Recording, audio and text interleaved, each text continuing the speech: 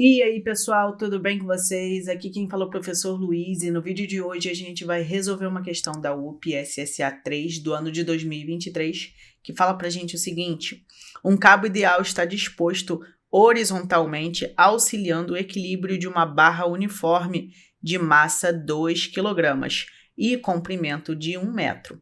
Se a barra está disposta a um ângulo de 45 graus em relação horizontal, quanto vale a tensão T no fio ideal em newtons?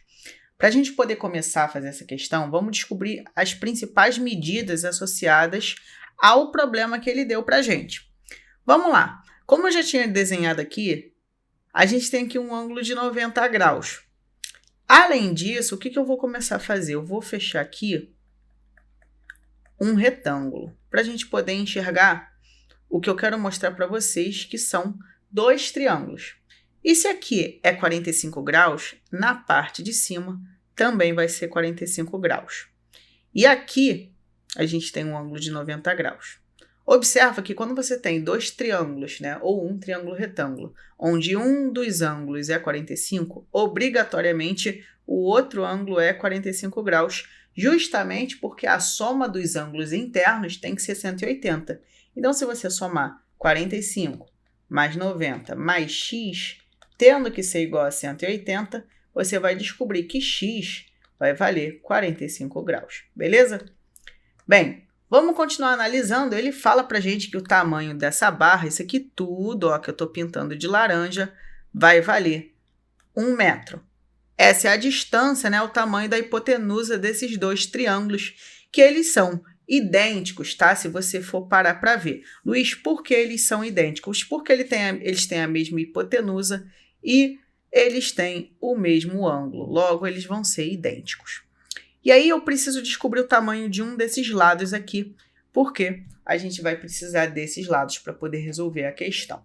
E aí eu vou aplicar a relação do seno de 45 graus. O seno, ele é justamente o cateto oposto, que nesse caso, ó, observando para esse triângulo de baixo, o cateto oposto vai ser essa medida x.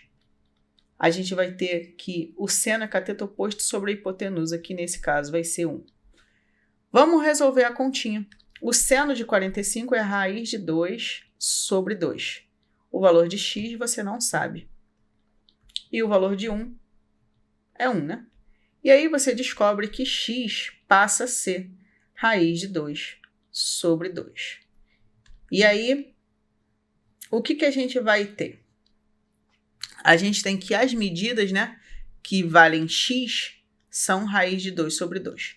Pelo fato dos ângulos serem iguais, esse triângulo é isósceles. Então, essa medida aqui de baixo é a raiz de 2 sobre 2. A medida de cima também é a raiz de 2 sobre 2 metros. E essa medida aqui é a raiz de 2 sobre 2.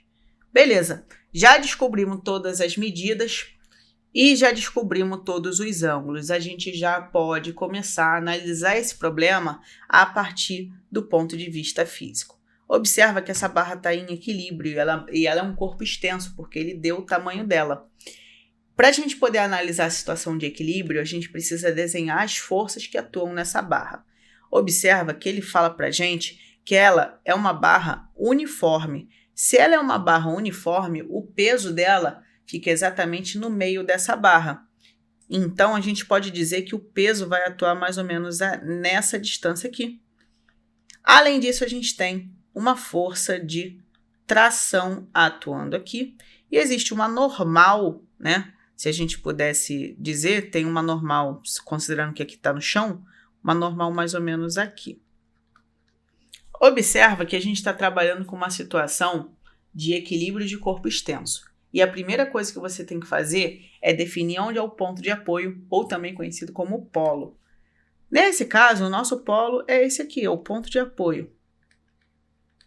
E aí você precisa lembrar do seguinte: para as condições de equilíbrio de um corpo extenso. Para um corpo extenso ficar em equilíbrio, a soma vetorial desses momentos precisa ser igual a zero, ou seja, o momento da normal, mais o momento do peso, mais o momento da tração, vetorialmente falando, vai ter que ser igual a zero, beleza?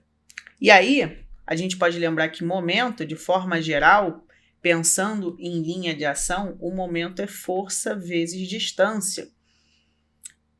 Ou seja, essa distância é a distância da linha de ação da força até o ponto de apoio. Observa que a normal, a linha de ação dela passa exatamente no ponto de apoio. Ou seja, como a normal está exatamente sobre o ponto de apoio, ela não realiza torque para essa situação. Então, a gente já pode desconsiderar o torque, né, da normal. Como a gente só vai ter duas forças e elas precisam se equilibrar para que a resultante seja zero, a gente pode afirmar que o momento do peso tem que ser igual ao momento da tração. O que a gente precisa analisar? A gente precisa descobrir qual é o valor do peso, né? Porque o momento é força vezes distância. Então, vai ser força-peso vezes a distância do braço de alavanca do peso. E isso tem que ser igual a força de tração vezes a distância do braço de alavanca da tração. Observa o seguinte, quando eu falo distância, né, braço de alavanca, é a distância da linha de ação até o polo. Ó. Quando eu falo linha de ação, você vai traçar uma reta que é tipo infinita. E aí você vai ver a distância dessa reta grandona para o ponto de apoio, a menor distância possível, tá bom? Então, nesse caso, essa vai ser a distância da linha de ação da tração até o ponto de apoio. E se você olhar com muito amor e carinho, essa é a mesma distância daqui de cima, raiz de 2 sobre 2. Então, a gente pode afirmar que dt ele vai ser raiz de 2 sobre 2 metros. Agora, a gente precisa descobrir a distância do peso. E isso é um pouquinho mais complexo. Por quê? Observa o seguinte. Observa que a distância da linha de ação do peso, que eu estou fazendo por essa reta aqui, a menor distância é essa aqui, ó. Essa vai ser a distância do braço de alavanca da força-peso. Ela está pegando uma parte da medida total. Só que se você olhar, o que a gente vai ter? A gente vai ter dois triângulos semelhantes. Observa bem que se eu fechar aqui, ó, eu tenho um triângulo grandão e aí eu vou ter um outro triângulo pequenininho. Observa bem, ó o triângulo pequenininho. Fazendo separadamente, a gente tem isso aqui, ó. A gente tem um triângulo grandão e um triângulo pequenininho. O que a gente sabe? O peso ele fica exatamente na metade.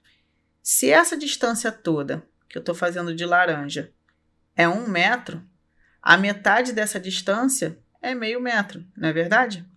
Então, aqui a gente vai ter meio metro para o verdinho. Esses ângulos, eles são semelhantes, porque ambos estão sob o mesmo ângulo de 45 graus e ambos os triângulos são retângulo. O que a gente pode dizer? Existe uma relação de proporcionalidade. Observa o seguinte, a hipotenusa do maior é o dobro da do menor. Então, a base do maior é o dobro da base do menor. O que eu posso dizer com isso?